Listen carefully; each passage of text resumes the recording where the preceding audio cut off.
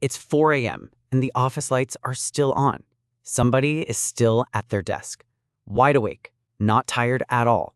No yawning, no coffee, no collapse into bed at midnight. Because in this version of the world, nobody sleeps. Nobody ever has. Sounds like a dream, doesn't it? More hours, more life, more everything. A third of your life just given back to you. That's the assumption almost everyone makes the first time they hear this question. More time to work, more time to build, more time to simply exist. But here's the thing. Scientists who actually study sleep will tell you that assumption is completely, catastrophically wrong. Because sleep was never wasted time to begin with. It looks like nothing, a body lying still, doing absolutely nothing at all. But underneath that stillness, something enormous is happening every single night. In 2013, a neuroscientist named Maiken Nedergaard found out what? She discovered your brain has its own invisible plumbing system. Scientists call it the glymphatic system. Think of it as a night shift crew. While you're awake, your brain cells shrink the space around them slightly. The moment you fall asleep, that space opens up by 60%, and fluid rushes in to flush out the day's toxic waste. One particular waste product matters more than any other: beta amyloid. Left to build up night after night, it's linked to Alzheimer's disease. So sleep isn't downtime, it's a cleaning shift your brain cannot skip. And the cleaning is only one job on a very long list. Sleep is also when your brain quietly files away everything you learned, sorting memories, strengthening the ones that matter, deleting the ones that don't. Skip that step, and here's what actually happens to a human being. There's a rare disease that answers this question in the most brutal way. It's called Fatal Familial Insomnia. And the name is exactly what it sounds like.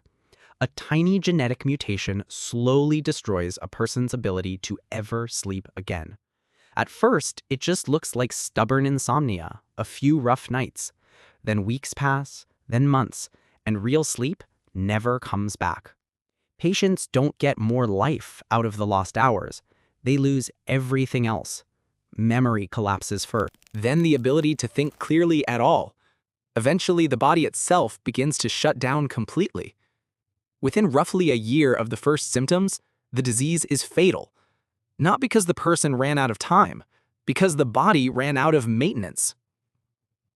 In 1964, a 17-year-old named Randy Gardner tried something far less extreme. For a school science project, he simply stayed awake. On purpose. No disease, no mutation, just willpower against his own biology. By day 3, he was hallucinating, seeing things that weren't there. By day 9, his speech was slurring. His memory was falling apart. He made it to 11 days, 264 hours awake. Then he slept for 14 straight hours and, remarkably, recovered almost completely. Which tells us something important. Sleep isn't a luxury layered on top of survival. It is survival, as fundamental as breathing, as eating, as drinking water. And this rule isn't just a human quirk. It goes back much further. Nearly every animal on Earth sleeps, even the ones you'd never expect. Jellyfish have no brain at all, and researchers found they sleep too. Which means sleep isn't really about thinking. It's older than thought itself. It's a repair cycle written into life at the cellular level.